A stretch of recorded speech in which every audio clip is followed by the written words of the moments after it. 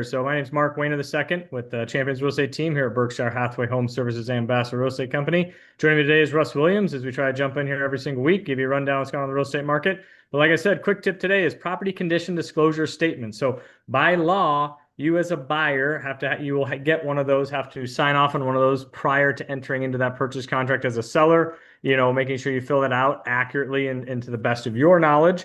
I look at those that they are a great opportunity for that seller to disclose anything and everything they know about the property so that that buyer can make an educated decision on when they're making an offer on that house, on the property, and those type of things there. So how I utilize those is some people just, check it off. Well, I don't want to say anything because I don't want to scare any buyers away. Well, it's important in my mind and my 18 years of experience, I'm sure with Russ's experience, because he sees those as well sometimes, is that the more stuff that's on there is the more items that seller is actually taking care of when something breaks in their house. It's just, a laundry list of items that's, hey, if it broke, you maintained it. Also, from a seller's perspective, you can use that as a negotiation tool, is that, if there are deferred maintenance items on there, put that on there. That I had an example where I had a deck on a Hearthstone home that was original to when it was built in 2007. I think we sold it in, was it 2021? That time frame. So it was an old deck, and the decks, if you have a Hearthstone home or bought a Hearthstone home, and when they built them, I built one. They use the treated lumber. It doesn't last as long as what like a cedar deck would if you stain it and keep it maintained. It had split peeling boards a little bit. We disclosed that in the property condition disclosure statement. We priced it appropriate, knowing it was going to be an $8,000 to $10,000 deck. Houses were selling for $290. We needed, carpet, paint, some of those, interior items. We listed, I think, at $265. So well below what the, market rate was going for those houses that had taken care of or updated those items. We got an offer that came in with multiple offers, got crazy. Buyers got emotional, bid it up. In the home inspection, they came back and said, we want an $8,000 credit. I'm like, whoa, we disclosed that to you prior to writing that contract. You knew that information. You should have made your offer accordingly. And so that's something that is why it is important to disclose everything, and especially what I want to say, coordinate it with your pricing based off of that deferred maintenance items like a deck that needs to be replaced. My client's like, Mark, that was my spring project. Unfortunately, I got job change. I'm moving out of the city, and things of that sort. So I'm not gonna take the time to do it here in the middle of February to put a new deck on. Let's price the house accordingly, and that's what we did. And we priced it appropriately, got multiple offers on it, and it was $20,000 above our asking price. And I told my client, we're playing with $20,000 a house's money for all intents and purposes, And so again, it's that education factor with that seller. And then on a buying side, when I'm working with my buyers, I'm like, hey, it needs a new deck. Yes, they disclose it. Hey, they've priced it appropriately. Let's don't get in a bidding war and pay retail price for this thing when we should be paying wholesale or deferred maintenance item price where they have it priced appropriately. And that, again, that's that education of the agent having a fiduciary responsibility to you as their client to do what's in their best interest, not paying top dollar for that house at $290, knowing it needs a new deck, it needs carpet, it needs paint. So you got $10,000 on the deck. You probably got another 5 to 10 on the, the carpet paint stuff in that side. So you're 20 there. So that's how we appropriately priced it. And if I had a buyer in that situation, I'm like, hey, you get it at 270, maybe pay a little bit above that 265. You got sweat equity. You can put the deck in when you want to put that deck in, and so I guess this is probably longer than a quick tip, but anyways, that's kind of what we're looking at for what's going on that side of it. But yeah, as we look through here, let's jump in here and get the numbers here for you. Let me share my screen with you. There we go. Share. Make it a little bigger so you guys can see it.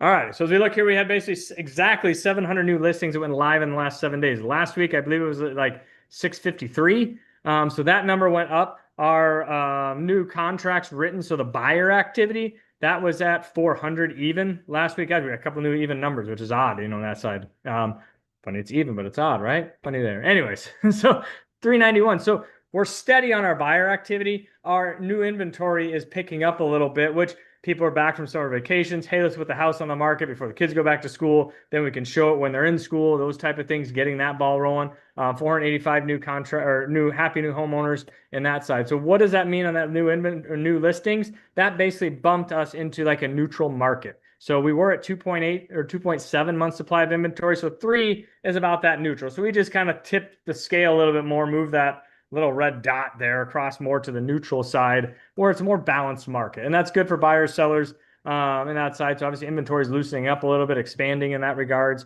So that's kind of what we're seeing in that regard. So what does that mean? You don't have more houses to choose from. Your leverage is improving. You don't necessarily have to jump.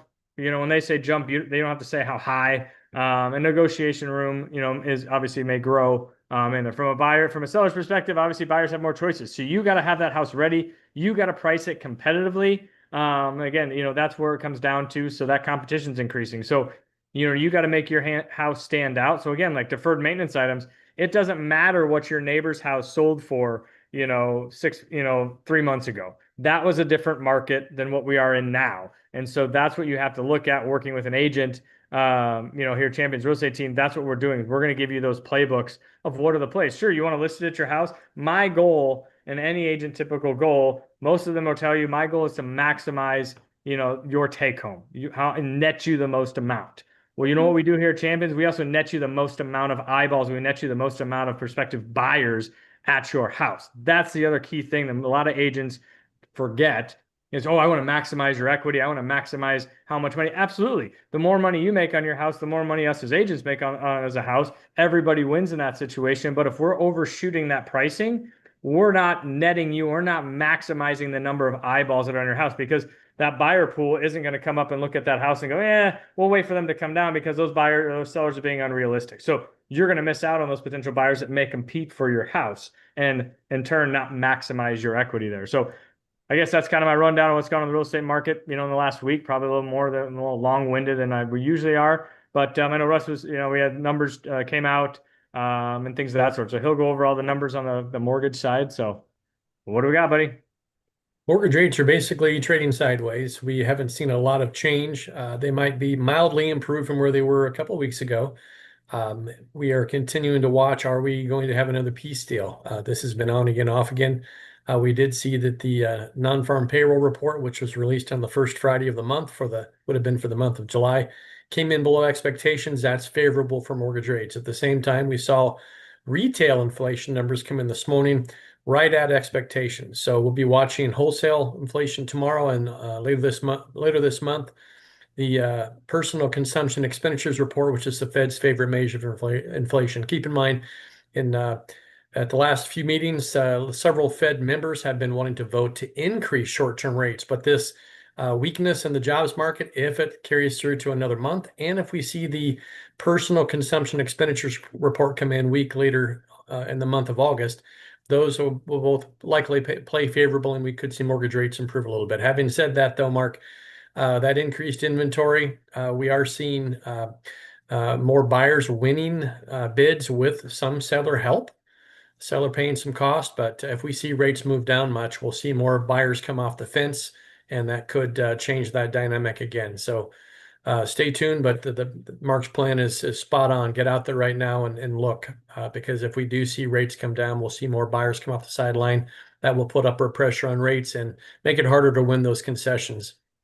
Yeah, and what we see now is this time of year it settles down until basically, those school age, parents and things like that are getting ready to get out there. They're getting their schedules in place. I mean, like for us personally, we're trying to figure out what night softball is going to be on. We still haven't figured out what day of the week that's going to fall on. And so a lot of things are on hold right now, I feel, for a lot of buyers. Like you said, if rates start improving, with numbers coming out and that sort, and then as the buyer's mentality shifts and says, all right, we're ready to start rock and rolling. And then I have a lot of people this time of year, well, we're going to think about in spring. Well, let's get a game plan together now, and let's get in front of Russ or lender your choice to basically get a game plan and say, hey, if that right house pops up in October, let's jump on it when there's not as many spring buyers.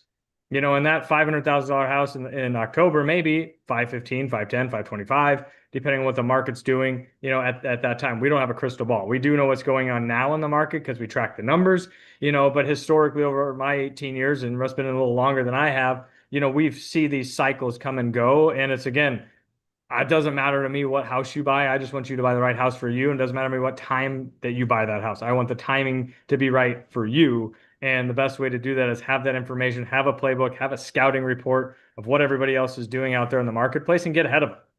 And that's the best thing, whether that's selling your house, whether that's buying a house, that's how I operate. We operate here. So if you have questions, love to sit down with you, get a game plan together, and rock and roll with it. So that's all I got for today. Sorry, it's probably a little long-winded than most of the other ones, but we like to get the information out to you. I love chatting, so I can talk till the cows come home. So, but anyways, cool. Take care, and welcome back to school, everybody. I think some people are starting this week. My kids are starting next week, so get out there and rock and roll with it. So enjoy the last couple of days of summer if that's what you got left, and we'll go from there.